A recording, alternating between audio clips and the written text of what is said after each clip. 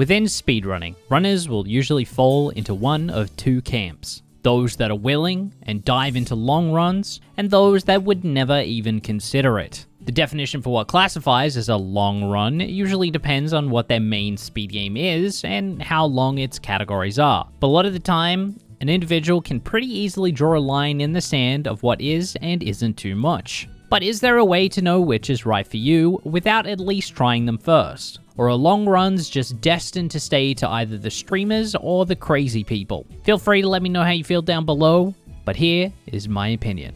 My name is Tomshi, I'm a Super Mario Odyssey speedrunner, and I mained the any percent category for about 2 years, and I have been playing all moons for almost about the same amount of time. But which of those runs do I prefer? The 1 hour run or the 8 hour run? Is one definitively better than the other? Let's dive in. To really dig into this and come to any sort of conclusion, we're going to have to take a look at the pros and cons of both to try and get a grasp of each option. We'll start with the shorter runs. They tend to be the more popular options after all, and then we'll move on to the longer runs. The easiest way to kick this off with a positive is the most obvious answer. Shorter runs take less time to complete, allowing more runs to be done on any given day, and makes practicing much easier as there are less things to worry about overall.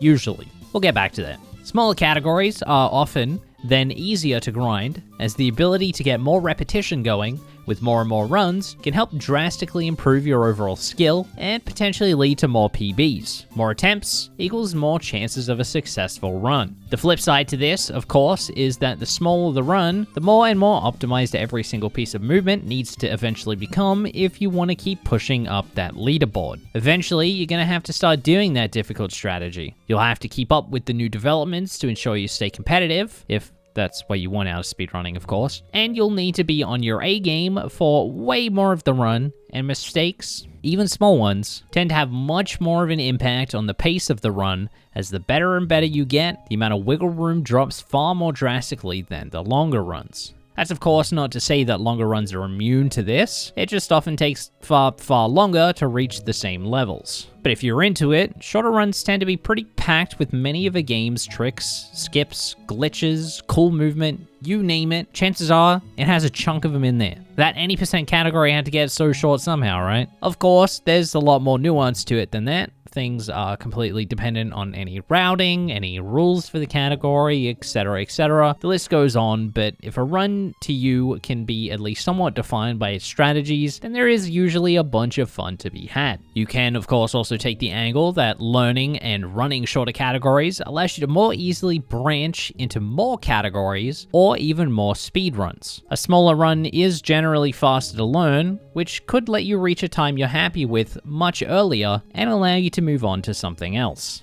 There are of course some more downsides though, at least in my personal experience. A shorter run can be much easier to burn out of. And what I mean by that is when you're really trying to take your category to the best that you personally can, and moving on to a run isn't even on your radar, you're likely to experience a lot of hardship. It's not only going to be success after success, and eventually you might feel like you've plateaued in your category of choice. I went over this briefly in my Should You Speedrun video. This of course can happen with any run of any length, but with shorter runs, I personally find myself more invested and therefore more determined to improve. So if everything starts feeling fruitless, almost like all those hours of practice are for nothing, then it can be very easy to start getting frustrated at the game. And once things start getting frustrating, you start to lose that enjoyment, that sense of fun, and things can really start to spiral from there. If you're looking for results, and the results don't come, but instead the game trips you over and over and just starts going ham on you while you're down, let's just say it's not a good experience. On the opposite side of that though, when you start going through periods of PB after PB back to back and you're just popping the heck off, that can be quite rewarding and quite the dopamine hit for that old noggin of yours. A lot of the downsides for shorter categories often come with the inverse positives, and it usually comes down to how much either or weighs down on your own personal experience. There's a lot of fun to be had, but there's also a lot of sad, and it's up to you to figure out if that's what you're after. Another point in favor of these shorter categories is activity. The shorter categories by nature tend to be more active with runners, which will usually turn into more competition, which can then in turn help push runners further and further. A bit of healthy competition amongst peers goes so far when it comes to keeping the run fresh and exciting, and it really is understated just how powerful it is having more and more people egging you on to keep going faster. Now, let's take a look at longer runs. And in the same vein, let's start off with something positive. Right.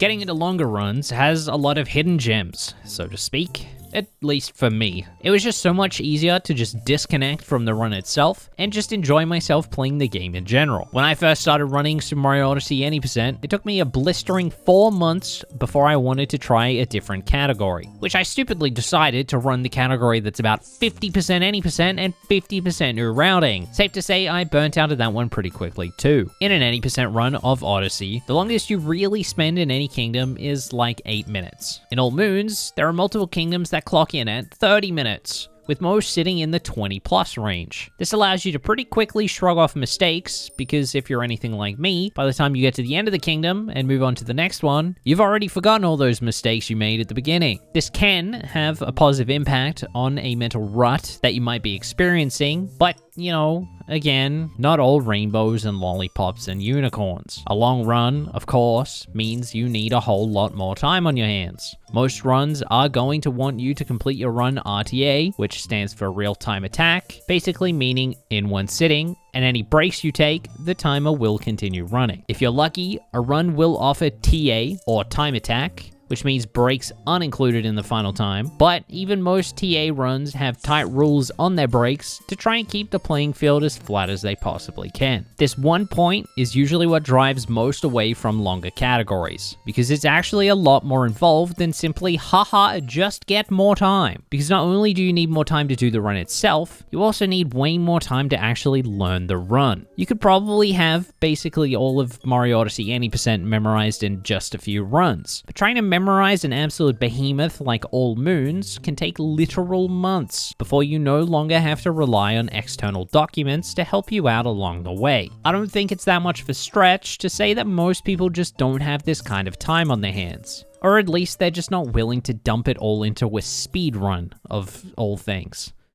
Now, remember a bit earlier when I said shorter runs usually had less things to worry about? Well, what I meant by that speaks directly into why some longer runs can be better than their shorter counterparts. Sometimes. Sorta? In a shorter run, like any %, every movement that you make has to be calculated precisely. You usually go into every piece of movement with a very specific set of instructions already buffered up in your brain. And there are usually a lot of tricks, glitches, and skips all mixed in there quite thoroughly. Longer runs, on the other hand, are sometimes a bit of a different beast. You might not go into every piece of movement with exactly the playback of button presses all up buffered in that brain of yours. There may be a bit more reaction instead of pre-planned movements, and any tricks or skips or glitches can usually end up being different to their smaller run counterparts. I don't want to say there are less or that they're easier or anything like that, as every run is different, every game is different, and just by the nature of longer runs, there could end up potentially being more to do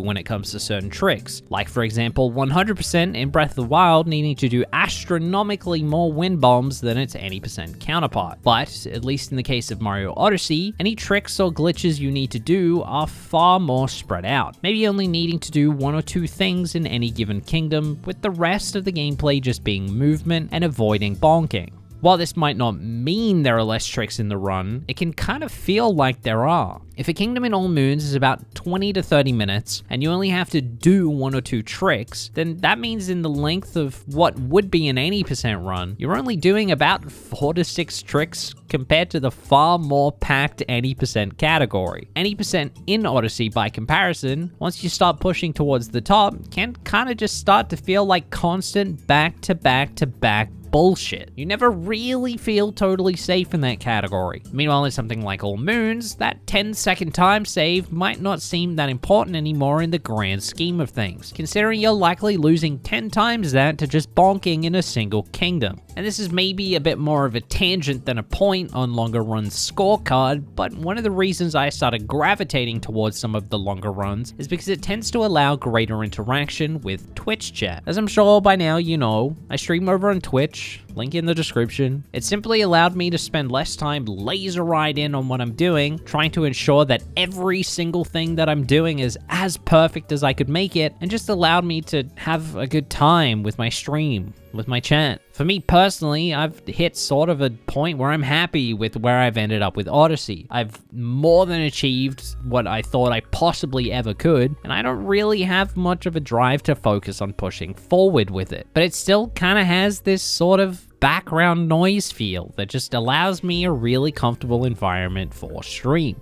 All in all, it obviously comes down to personal preference and how much time you're willing to drop just on one run. For me personally, where I'm at, I'm really enjoying the longer categories, but I'm not against maybe one day going down the rabbit hole of a new game if something ever catches my attention. What speedrun gets you all excited about going fast? Would you consider a long category for it? Or is that just well beyond what you would ever do in speedrunning? I'd love to hear all of your opinions down below. That's all from me today. Thank you as always to the patrons. Much love, and I'll see you guys in the next one.